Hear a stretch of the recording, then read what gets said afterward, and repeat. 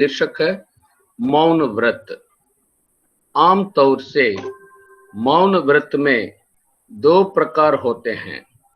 किसी कार्य को कर दिखाने की मनोदृढ़ता युक्त संकल्प सहित उस कार्य की समाप्ति तक मौन धारण करना।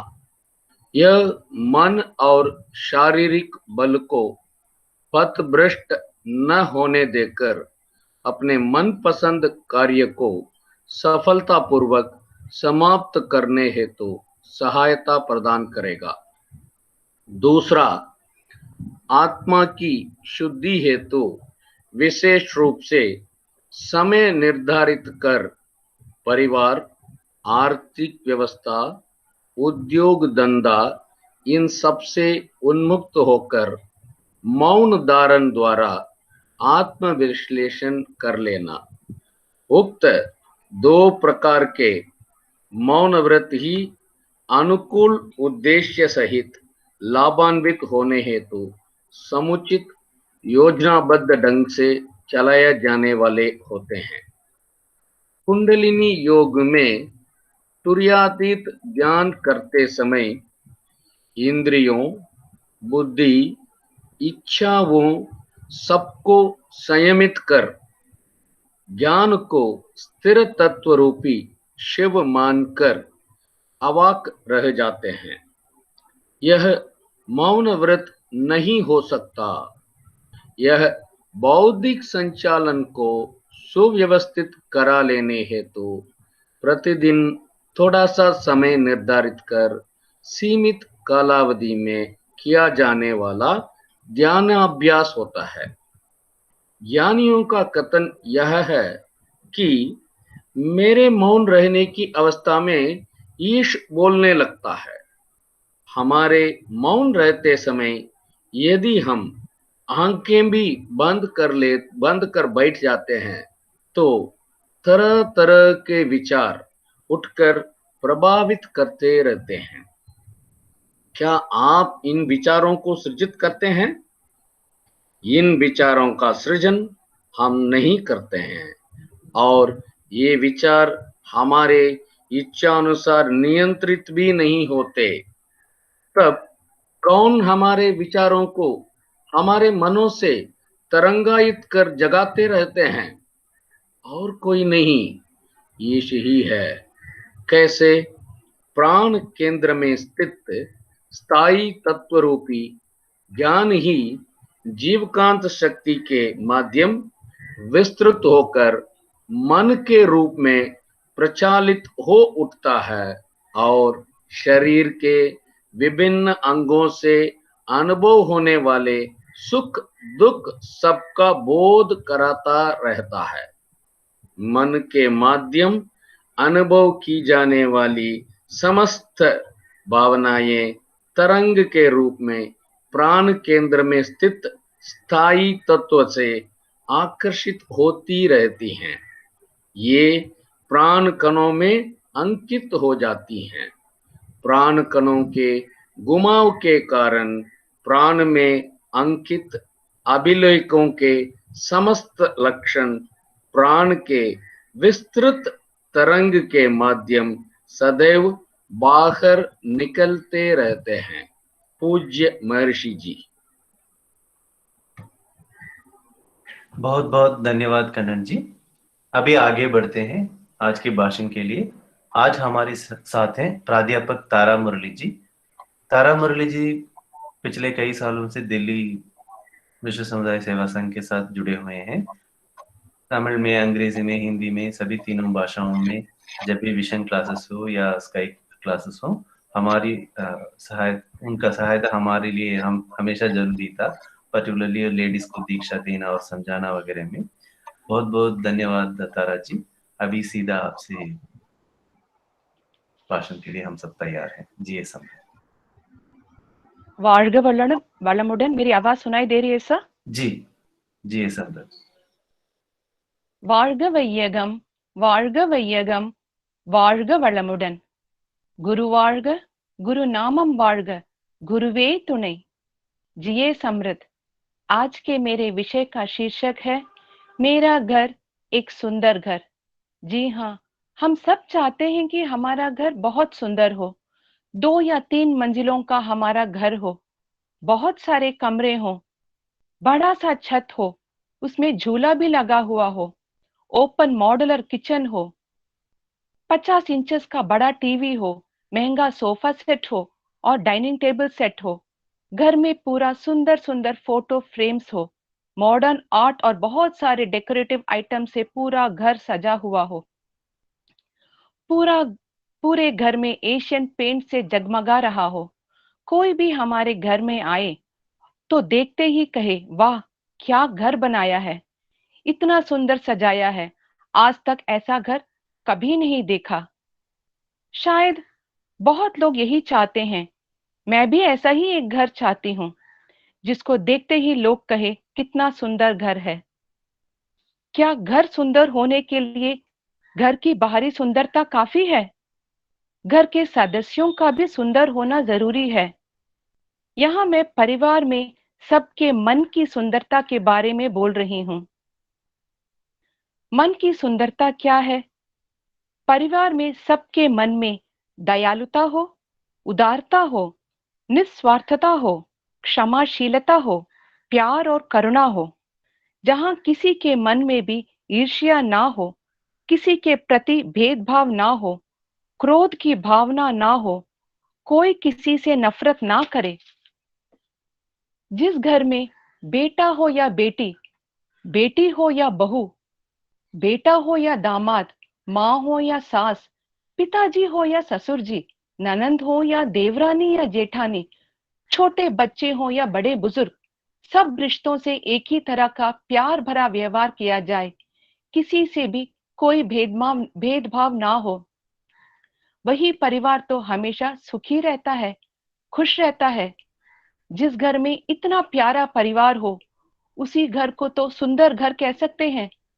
सुंदरता तो घर के एक एक सदस्य के मन में दिखना चाहिए। हमारे घर को सिर्फ बाहरी सुंदरता ही नहीं, बल्कि अंदर से भी सुंदर बनाने के लिए हमें क्या करना चाहिए, कैसे रहना चाहिए, ये देखेंगे। हमें हमेशा अपने स्वास्थ्य के ऊपर हमेशा ध्यान देना चाहिए। मन में शांति होनी चाहिए। जितनी जरूरत हो उतनी संपत्ति। हमारी सोच हमेशा अच्छी होनी चाहिए। हम किससे क्या बोल रहे हैं, कैसे बोल रहे हैं, सोच समझ कर बोलना चाहिए। हर काम में एक सुधार लाना चाहिए। परिवार के हर सदस्य में समायोजन, सहनशीलता और त्याग की भावना होना बहुत जरूरी है। घर के किसी सदस्य के काम में या बात में उनको कमेंट ना करें, ना किसी को आज्ञा दें कि ये करो, ऐसा करो, वैसा करो, और ना ही किसी से किसी चीज की मांग करें। That is no comment, no command and no demand. अपने अहंकार को छोड़ दीजिए, क्रोध को छोड़ दीजिए। हर किसी से नम्रता से पेश आइए, दया की भावना रखिए, भूल जाने और माफ करने की आदत डालिए। परिवार में पति पत्नी के रिश्ते का महत्व और बाकी सारे रिश्तों का महत्व तो हम सब जानते हैं, लेकिन जब ये रिश्ते हमसे थोड़े दिनों के लिए दूर चले जाते हैं किसी काम के विषय में, तो हमें उन रिश्तों की बहुत याद आती है। उनका महत्व और ज्यादा पता चलता है। अगर मेरे साथ आज मेरे सास ससुर होते तो कितना अच्छा होता। आज अगर मेरी पूरी फैमिली एक साथ होती तो कितना मजा आता। ऐसे हम सब ने अनुभव किया होगा। तो इसलिए परिवार के हर एक रिश्ते का महत्व जानिए, उनको इज्जत दीजिए, प्यार दीजिए। आप हमेशा अपने परिवार के साथ हैं, यह एहसास दिलाइए। एक परिवार में पति पत्नी का रिश्ता सबसे पवित्र रिश्ता होता है, ये हम सब जानते हैं। कई परिवारों में हमने देखा है, पति अपनी पत्नी को या पत्नी अपने पति को किसी ना किसी बात पर उनकी गलतियां निकालते रहते हैं और एक दूसरे पर गुस्सा भी करते हैं। और तो और कई लोग तो अपनी पत्नी के बारे में या अपने पति के बारे में दूसरों से शिकायत भी करते हैं। ये बहुत ही गलत है। महर्षि जी कहते हैं, जो हमें जो भी जीवन साथी मिले हैं वो हमने खुद चुना है, वो हमारी ही कर्मों की वजह से मिले हैं, तो हम एक दूसरे को कैसे दोष दे सकते हैं? जीवन साथी तो वो होता है जो हमारे हर सुख में, हमारे हर दुख में हमेशा हमारे साथ खड़े रहे। कोई कुछ भी कह ले, लेकिन वो एक दूसरे का हाथ कभी ना छोड़े। यही तो पति पत्नी का पवित्र रिश्ता होता है। ऐसे ही तो एक जिंदगी जी है हमारे गुरु वेदाद्री महर्षि जी ने और माता लोकांबाल जी ने। इनके पवित्र रिश्ते के महत्व को जानने के लिए, पति पत्नी के पवित्र रिश्ते को समझने के लिए ही तो पूरे विश्व के विश्व समुदाय सेवा संघ में वाइफ अप्रिसिएशन डे मनाया जाता है। पति पत्नी का रिश्ता क्या है? शादी के बाद सिर्फ ज्यादा पैसे कमाना, घर का काम देखना, घूमने जाना, बर्थडे या एनिवर्सरी पर गिफ्ट देना।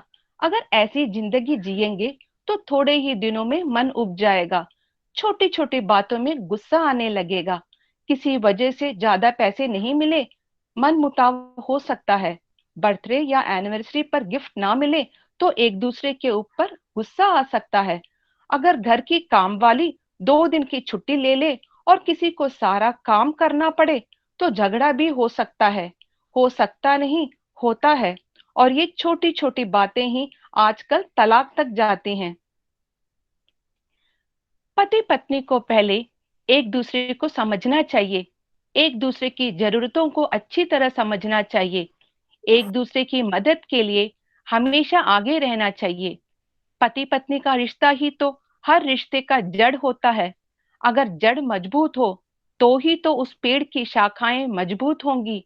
उस पेड़ को जितना हम प्यार देते हैं, देखभाल करते हैं, तभी तो उसमें सुंदर फूल फूल खिलेंगे और उस पेड़ का फल भी उतना ही मीठा होगा। अगर एक दूसरे के प्रति पति पत्नी का व्यवहार अच्छा है, उनके संस्कार अच्छे हैं, तो वही संस्कार ही तो उनके बच्चों को आएंगे। बच्चों को अच्छे संस्कार मिलेंगे तो ही वे अच्छे नागरिक बनेंगे। भविष्य में वो हमेशा अच्छा काम करेंगे और उनका जीवन उज्जवल होगा। पति पत्नी को हमेशा एक दोस्त बनकर रहना चाहिए। पति और पत्नी को कभी भी किसी बात में भी एक दूसरे को नजरअंदाज नहीं करना चाहिए, दैट इज इग्नोर नहीं करना चाहिए। ना ही किसी दूसरे के सामने अपने जीवन साथी को नीचा दिखाना चाहिए। कभी कभी कुछ बातों के लिए एक दूसरे को प्रशंसा जरूर करना चाहिए। प्रशंसा करने से हमेशा खुशी ही मिलती है। हमेशा एक दूसरे की इज्जत करना चाहिए। जितना इज्जत पति पत्नी एक दूसरे को देंगे, उतना ही इज्जत उन्हें वापस मिलेगी। बच्चे भी सबको इज्जत करना सीखेंगे। महर्षि जी ने अपनी स्टोरी ऑफ लाइफ में यह लिखा है, deep with in me I was happy whenever I thought of the special blessing that has been conferred upon me. I mean, of course, my wife. She was a tower of strength to me, removing obstacles from my path, solving our problems, and softening the impacts of life's struggles.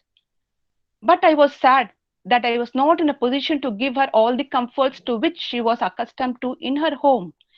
इन 4 वाक्यों से ये साफ जाहिर होता है कि महर्षि जी को अपनी पत्नी के ऊपर कितना प्यार था और वे अपनी पत्नी को कितनी इज्जत देते थे। सुना है कि उम्र बढ़ते बढ़ते पति पत्नी के बीच का प्यार कम हो जाता है। ऐसा बिल्कुल नहीं है। उम्र के बढ़ते बढ़ते एक दूसरे के ऊपर का प्यार और गहरा होता जाता है। प्यार कम नहीं होता, बल्कि प्यार का ढंग बदल जाता है।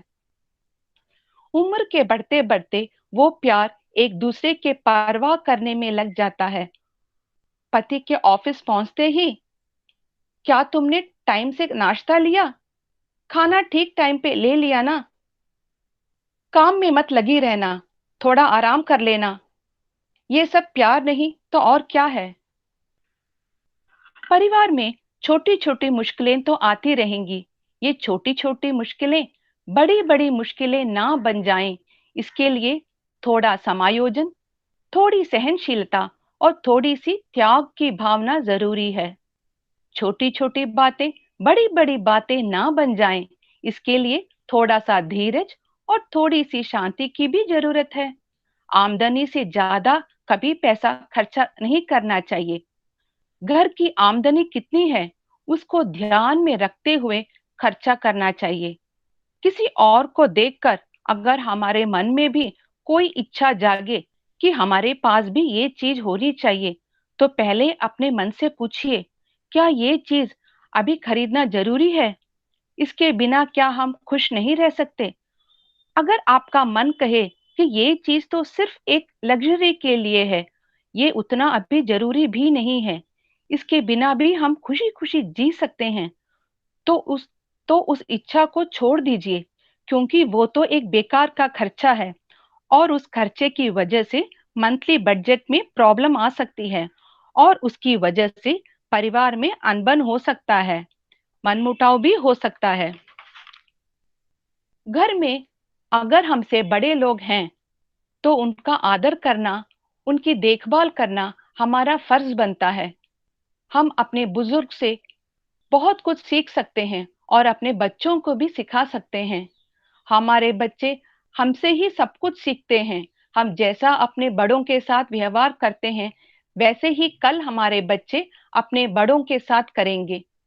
घर में बड़े बड़े लोग, हमारे बुजुर्ग हमसे क्या चाहते हैं? थोड़ा सा समय, थोड़ा सा प्यार, वो तो हम उन्हें दे ही सकते हैं ना।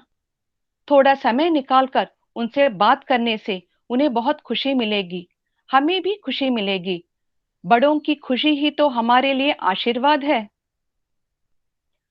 अपने बच्चों को थोड़ा समय दीजिए, उनके साथ बैठिए, हो सके तो थोड़ा खेलिए, उनके स्कूल के बारे में, कॉलेज के बारे में रोज थोड़ी देर उनसे बात कीजिए। ज्यादा सलाह देंगे तो बच्चों को अच्छा नहीं लगेगा, जरा प्यार से समझाइए। बच्चों की सारी मांगों को पूरी करने की कोशिश मत कीजिए। बच्चों को पैसों के मूल्य के बारे में समझाइए। बच्चों को जो चीजें बहुत जरूरी हो वही चीजें खरीद कर दीजिए। दूसरों की मदद हम कैसे कर सकते हैं, ये बच्चों को सिखाइए। अगर अनजाने में हम बच्चों से कुछ कह देते हैं जो उनको बुरा लगे, तो हमें अपने बच्चों से माफी मांगनी चाहिए। यह नहीं सोचना चाहिए बच्चे ही तो हैं, उनसे क्या माफी मांगना। अगर हम माफी मांगते हैं तभी बच्चों में भी माफी मांगने की और माफ करने की आदत आएगी। अगर एक घर में बहू बिना कुछ सीखे अपने ससुराल आ जाती है, तो एक सास का फर्ज बनता है कि एक माँ की तरह बहू को भी अपनी बेटी मानकर सब कुछ सिखाए। बहू को पूरी फ्रीडम दें ताकि बहू अपने हिसाब से कुछ कर सके और सीखे। बहू अपने नए घर में क्या चाहती है? थोड़ा सा अपनापन, थोड़ा सा प्यार। आजकल हम देख रहे हैं कि घर में माँ बेटी के रिश्ते में भी छोटी छोटी प्रॉब्लम आ रही हैं। अगर एक माँ और बेटी के रिश्ते में ही एडजस्टमेंट ना हो, तो हम और कहाँ एडजस्टमेंट की उम्मीद रख सकते हैं? एक बेटी अगर अपनी माँ से एडजस्ट नहीं कर पा रही है, तो वो भविष्य में अपने घर में कैसे एडजस्ट कर पाएगी? अगर एक माँ अपनी बेटी के साथ एडजस्ट नहीं कर पा रही, तो वो अपनी बहू के साथ कैसे एडजस्ट कर पाएगी? हम क्यों एक दूसरे के साथ एडजस्ट करके नहीं रह सकते? हम क्यों चाहते हैं कि हमारी ही बातें सारे घर वाले सुने? हम क्यों चाहते हैं कि हमारे ही हिसाब से घर चले? हम क्यों अपनी ईगो को नहीं छोड़ते? हम क्यों दूसरों को फ्रीडम नहीं देना चाहते? क्या हम अपने परिवार की खुशी के लिए थोड़ा सा झुक नहीं सकते? अपने अहंकार को नहीं छोड़ सकते? थोड़ा एडजस्ट नहीं कर सकते? थोड़ा सैक्रिफाइस नहीं कर सकते? हम क्या चाहते हैं? हम सब क्या चाहते हैं? परिवार की खुशी। खुशी किसमें है? जब सब लोग एक दूसरे से प्यार से रहें, अपनी ईगो को छोड़कर, जरा सा एडजस्ट करके, जरा सा टॉलरेट करके, थोड़ा सा सैक्रिफाइस करके, अपनी परिवार के खुशी के लिए हम इतना तो कर ही सकते हैं ना। कॉज एंड इफेक्ट के बारे में हमने इतना पढ़ा है, उसको हमेशा याद में रखते हुए हमें अपना जीवन व्यतीत करना है। हमारे हर बात का, हर काम का जरूर प्रभाव होता है। हम सब ब्रह्म ज्ञानी हैं, तो उस ज्ञान को उपयोग हमें अच्छी तरह करना है। पहले हम कैसे थे, स्काई सिस्टम ज्वाइन करने के बाद हम कैसे हैं, हम सब में कितने कितने बदलाव आए हैं, ये हम सब जानते हैं। हमें अपने ज्ञान का प्रयोग अपने पहले अपने घर में, अपने परिवार में करना है, अपने परिवार में बदलाव लाना है। हम ब्रह्म ज्ञानियों को सबके लिए एक उदाहरण बनकर रहना है। भगवान ने कुछ सोच समझ कर ही हम सबको ब्रह्म ज्ञानी बनाया है, तो उस हिसाब से हमें रहना है और उसके फायदे उठाने हैं और दूसरों को भी समझाना है। हम सबको पता है God plus impurities is equal to human being minus impurities is equal to God, impurities is equal to ego plus sins plus illusions। तो हमें अपने अहंकार को छोड़कर पापों को खत्म करके भ्रम से बाहर आना है, दैट इज इल्यूशन से बाहर आना है, अपने सारे दोषों को मिटा देना है। अगर हमारे पास दोष ही नहीं रहेंगे, दैट इज इम्प्यूरिटीज ही नहीं रहेंगे, तो हम भी भगवान हैं, तो हमारे सामने वाला भी भगवान है। तो उस हिसाब से दूसरों के साथ व्यवहार कीजिए। हम सबको आशीर्वाद के फायदे के बारे में पता ही है, तो आशीर्वाद दीजिए सुबह शाम, हर समय, अपने जीवन साथी को, अपने बच्चों को, अपने परिवार के हर सदस्य को, सबको, पूरे विश्व को आशीर्वाद दीजिए और उसके फायदे का आनंद उठाइए। स्काई प्रैक्टिसेस रोज कीजिए, अपने बच्चों को सिखाइए और उनमें बदलाव देखिए। रोज रात को सोने से पहले सोचिए, हो सके तो लिख कर देखिए, क्या आपने कोई ऐसी चीज खरीदी जो आपके लिए जरूरी नहीं है? क्या आपने अपने जीवन साथी को, बच्चों को या घर के किसी सदस्य को, किसी और को मन को दुखाने वाली बात तो नहीं की, क्रोध तो नहीं किया, आपके मन में किसी बात की बेकार की चिंता तो नहीं है? तो आत्मनिरीक्षण करके ठीक कीजिए, अपने आप को सुधारिए, मन ही मन सबको धन्यवाद दीजिए। रोज रात को ऐसा करके सोएंगे तो अगले दिन बिल्कुल फ्रेश उठेंगे। अपने इस भाषण को समाप्त करने से पहले मैं अपने परिवार का एक छोटा सा किस्सा बताना चाहती हूँ। बहुत साल पहले मेरे सास और ससुर चेन्नई से यहाँ हमारे घर दिल्ली में थोड़े महीनों के लिए रहने आए थे। मेरी सास हमेशा बहुत सिंपल रहती थी, कोई गहने नहीं पहनती थी, सिर्फ गले में एक येलो थ्रेड जो हमारा मेन मंगलसूत्र होता है वही पहनती थी, गले में और कुछ भी नहीं। उस दिन वरलक्ष्मी की पूजा थी। मैंने सुना मेरे ससुर मेरी सास से कह रहे थे, गले में चेन पहन लो ना, सोना तो लक्ष्मी का रूप होता है। मेरी सास ने साफ इनकार कर दिया। उन्होंने कहा, मुझे गर्मी लगती है, चुभता है, मुझे चेन नहीं पहनना। मेरे ससुर जी ने अंदर से सोने का चेन निकालकर अपनी पत्नी को दिया और कहा था, मेरे लिए पहन लो ना। फिर मेरी सास ने पहन लिया। दोनों के चेहरे पर मुस्कुराहट मैंने देखी थी। तब मेरे ससुर की उम्र थी 82 और सास की 77। तब मैंने सोचा, इस उम्र में भी इतना प्यार, बहुत खुशी हुई। उस दिन मेरे पति के ऑफिस से आते ही मैंने पूछा था, हमारी इतनी उम्र हो जाएगी तो आप भी ऐसे ही रहेंगे ना? तब मेरे पति ने मुस्कुराकर कहा था, तब की बात तब देखेंगे। मुझे पता है मेरे ससुर जी के सारे गुण मेरे पति में हैं और महर्षि जी का आशीर्वाद हमेशा हमारे परिवार में रहेगा। स्काई प्रैक्टिस की वजह से, आशीर्वाद की वजह से, आत्मनिरीक्षण की वजह से, ध्यान करने की वजह से मैंने अपने में और अपने पूरे परिवार में बहुत बदलाव देखा है। बहुत बहुत खुशी मिलती है। धन्यवाद करती हूँ सबको, महर्षि जी को, उनके मनवला कலை को, स्काई योगा को, अपने सीनियर्स को, अपने स्काई फैमिली को, फ्रेंड्स को और आप सबको धन्यवाद। आप सब भाई बहनों को मेरा धन्यवाद। जिए समृद्ध। दिल्ली एनसीआर स्काई ट्रस्ट को मेरा धन्यवाद। जिए समृद्ध। जिए संसार, जिए संसार, जिए समृद्ध। வாழ்க வளமுடன்। வாழ்க वलमुडन, जिए समृद्ध। बहुत बहुत धन्यवाद तारा जी। मेरा घर एक सुंदर घर, कितना सबको जानना का बहुत जरूरी शीर्षक है ये। आज आप इतना अपना अच्छा विचार साझा करने के लिए आपको बहुत बहुत धन्यवाद। अभी इस विचार के ऊपर कोई भी अपना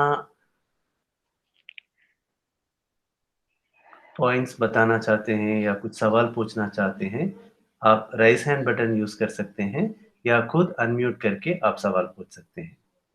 जी समृद्ध, सवाल ही नहीं, कोई टिप्पणी हो या कोई कमेंट हो या कोई अपना अनुभव हो इस शीर्षक के बारे में जो आपको सहायता दे सकता है, सबके लिए फायदा हो सकता है, तो प्लीज जरूर कीजिएगा। हाँ, अभी नारायणन कनन जी ने हैंड रेज बटन दबाया। कनन जी आप। जिए संसार, जिए संसार, जिए समृद्ध। अत्यधिक सरल ढंग से तारा मुरली जी ने परिवार के बीच हो रहे और होते जा रहे और भविष्य में होने वाली घटनाओं को अपने परिवार के साथ जोड़कर बखूबी ढंग से उन्होंने व्यक्त किया है। ये जो स्तुत्य प्रयास है उनका